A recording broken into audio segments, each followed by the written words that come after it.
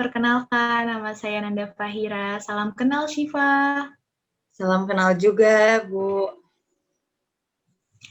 Gimana Syifa kabarnya? Kabarnya ya, untuk akhir-akhir ini lagi kurang baik sih, Bu. Jauh dari kata sehat. Kurang baik kenapa tuh kalau boleh tahu? Lagi ini sih, Bu, lagi benar-benar di fase yang capek banget. Capek fisik, capek hati, capek emosi yang rasanya tuh nggak mau ngapa-ngapain deh karena udah saking capeknya.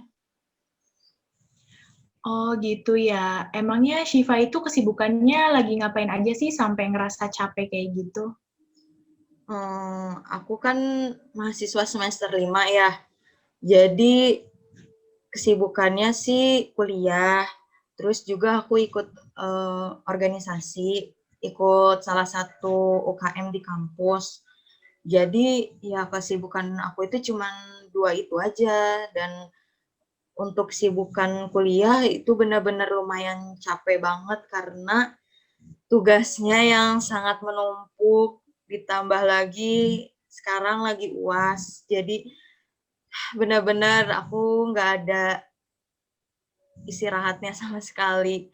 Ditambah juga di UKM aku lagi banyak kegiatan untuk akhir-akhir ini. Jadi benar-benar nggak ada istirahatnya sama sekali. Oh gitu ya. Emang kalau boleh tahu Syifa tuh di organisasi ngejabat sebagai apa sampai sibuk banget?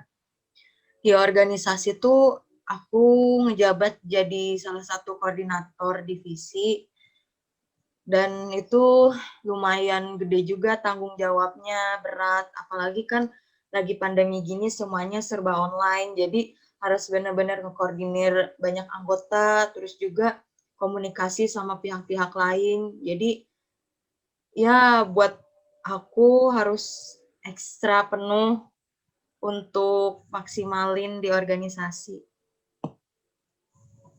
Iya, bener ya. Sebenarnya tuh di semester 5 tuh emang masa-masa kuliah yang berat gitu. Apalagi sekarang kan kuliah online ya. Ditambah lagi Syifa juga ngejabat sebagai koordinasi di UKM. Jadi emang hal yang wajar gitu Syifa merasakan capek, capek hati, capek emosional yang tadi Syifa bilang kan gitu. Itu adalah hal yang wajar sih yang dirasakan karena memang kesibukan Syifa tuh juga banyak sekali gitu kan, juga tanggung jawab yang Syifa jalankan juga banyak gitu.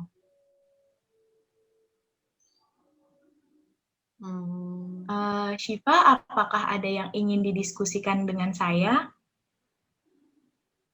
Sebenarnya ada sih. Jadi tadi kan aku udah cerita ya kalau aku tuh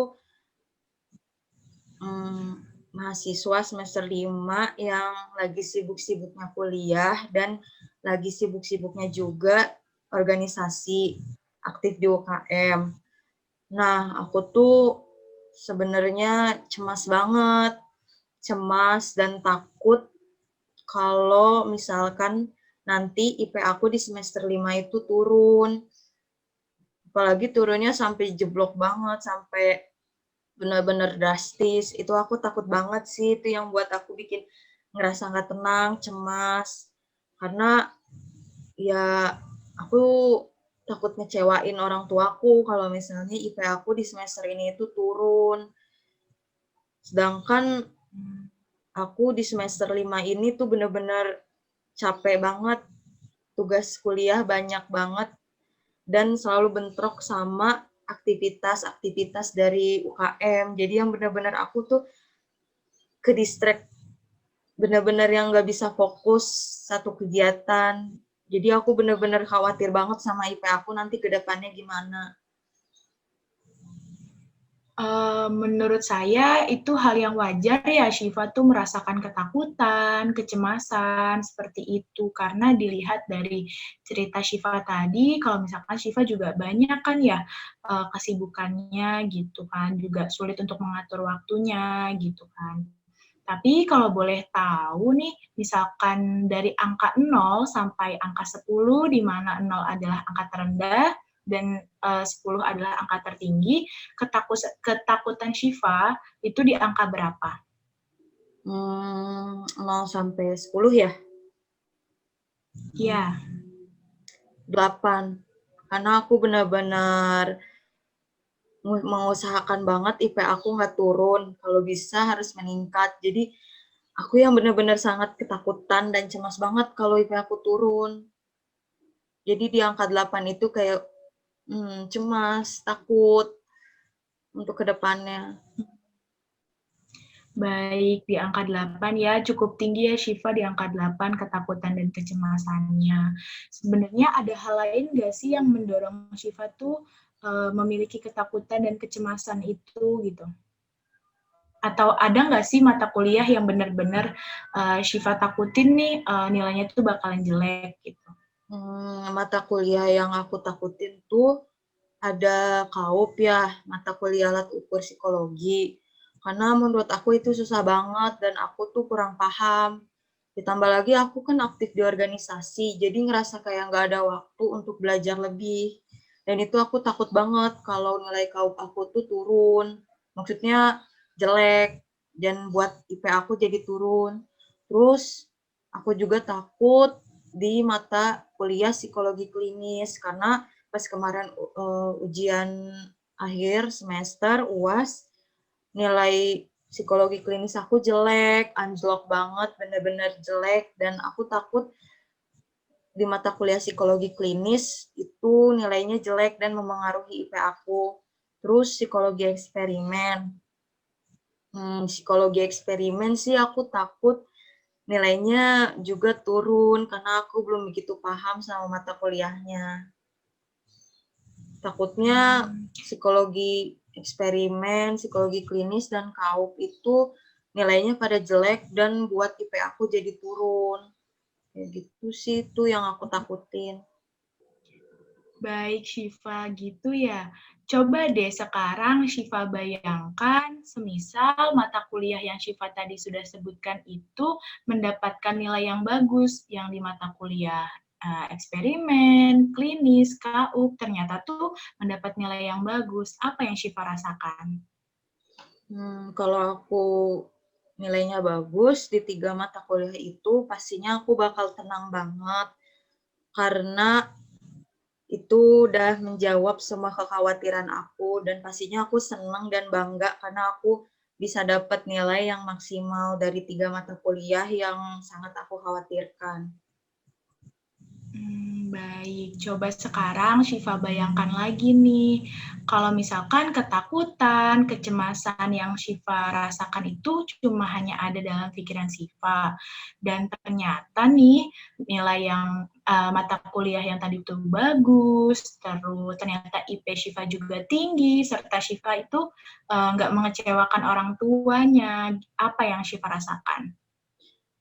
Pastinya aku bakal tenang ya, senang dan aku bangga sama diri aku karena bisa mempertahankan IP aku dengan stabil. Bahkan kalau misalnya IP aku meningkat, pasti aku bakal seneng banget sih dan gak bakal ngecewain orang tua aku.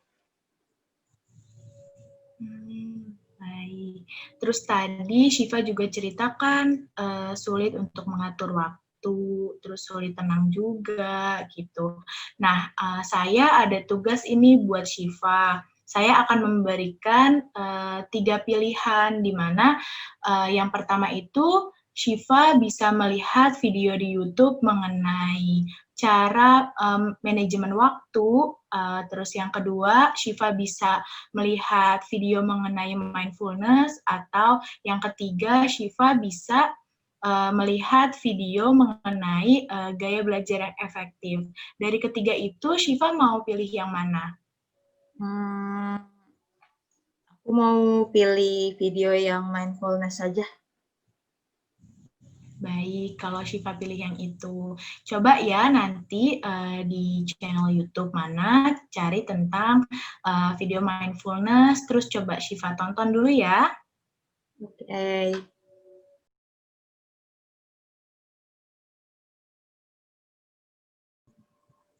Halo Syifa, gimana kabarnya? Alhamdulillah, baik Bu. Sudah lebih baik dari sebelumnya. Gimana nih videonya tentang mindfulness? Apa udah ditonton? Sudah Bu, sudah banyak video yang saya tonton tentang mindfulness dari berbagai sumber. Gitu. Terus apa nih yang Syifa rasakan setelah menonton video tersebut? Yang saya rasakan setelah nonton video tersebut itu saya jauh lebih tenang dari sebelumnya. Saya jadi lebih banyak belajar tentang cara mindfulness, cara untuk fokus pada saat ini dan tidak terlalu memikirkan masa depan. Jadinya itu berimbas pada diri saya sih. Saya jadi nggak terlalu berlebihan mikirin IP saya gimana di ke depannya, dan saya sekarang belajar fokus untuk memaksimalkan apa yang saya lakukan saat ini. Baik, kalau begitu. Berarti videonya membantu ya? Ya, sangat membantu sekali, Bu. Saya jadi lebih tenang dan rasa cemas saya jadi semakin berkurang. Alhamdulillah ya. Terus kalau dari angka 0 sampai angka 10, ketakutan dan kecemasan Syifa sekarang ada di angka berapa? Skalanya itu ada di angka 4, Bu, untuk kecemasan. Wah, bagus. Udah mulai menurun ya Syifa ya? Ya, karena saya juga udah mulai tenang juga dan belajar untuk mengurangi rasa kecemasan saya. Soalnya kemarin di angka 8 kan, dan Iya, sekarang Syifa sudah ada di angka 4. Berarti udah ada kemajuan ya? iya. Baik Syifa, apa ada yang ingin disampaikan lagi? Cukup, Bu. Sudah sangat cukup buat saya, dan semua saran dari Ibu dan arahan dari Ibu serta perhatian Ibu sudah sangat membantu diri saya. Terima kasih ya, Bu. Iya, sama-sama. Senang juga bisa membantu Syifa. Ya, Bu. Semoga saya bisa lebih baik lagi ya ke depannya. Sampai jumpa, Bu. Iya, sampai jumpa